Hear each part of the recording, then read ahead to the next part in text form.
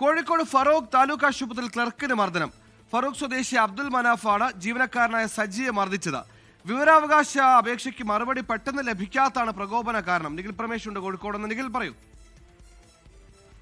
സുഹൈൽ, വളരെ വിചിത്രമായ ഒരു സംഭവമാണ് ഇന്ന് കോഴിക്കോട് ഫറോക്കിൽ ഉണ്ടായിട്ടുള്ളത്.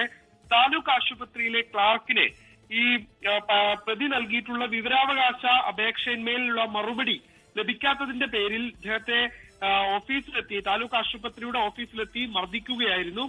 ഇന്ന് രാവിലെയാണ് സംഭവം. ഇന്ന് വൈകിട്ടോടു കൂടിയാണ് പോലീസിലേക്ക് പരാതിയൊക്കെ എത്തിയത്. ആശുപത്രിയുടെ ഓഫീസിൽ അതിക്രമിച്ചു കയറി ഈ ക്ലാർക്കിനെ മർദ്ദിക്കുകയായിരുന്നു. മേശപ്പുറത്തുണ്ടായിരുന്ന കമ്പ്യൂട്ടർ തട്ടിമറിച്ചിടുകയും ഏതാണ്ട് 5000 രൂപയുടെ നാശനഷ്ടം ഉണ്ടാക്കുകയും ചെയ്തിട്ടുണ്ട്. ഈ ഇവിടുത്തെ ക്ലാർക്കായിട്ടുള്ള സജിക്കാണ് മർദ്ദനമേറ്റത്. എന്തുകൊണ്ടാണ് ഈ തനിക്കുള്ള മറുപടി ലഭിക്കാൻ വൈകുന്നത് എന്ന കാരണം ചൂണ്ടിക്കാണിച്ചുകൊണ്ടായിരുന്നു പ്രതിയായിട്ടുള്ള അബ്ദുൾ മനാഫ് ഇത്തരത്തിൽ സജിയെ മർദ്ദിക്കുന്ന സാഹചര്യം ഉണ്ടായിട്ടുള്ളത്.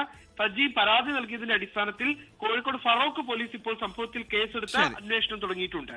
സുഹൈൽ, ഒടുക്കം വിവരാവകാശ രേഖ എത്തുമ്പോൾ അത് കൈപ്പറ്റണമെങ്കിൽ ഈ പറയുന്ന മനാഫ് ജയിലിൽ നിന്ന് കൈപ്പറ്റേണ്ടി വരും. ലോകത്തെവിടെയായാലും ഏത് സമയത്തും 24 വാർത്തകളും ഓഗ്മെന്റഡ് റിയാലിറ്റി പാക്കേജുകളും എക്സ്പ്ലെയിനറുകളും വിശദമായി കാണാൻ ഞങ്ങളുടെ യൂട്യൂബ് ചാനൽ നിങ്ങൾക്ക് സബ്സ്ക്രൈബ് ചെയ്യാം.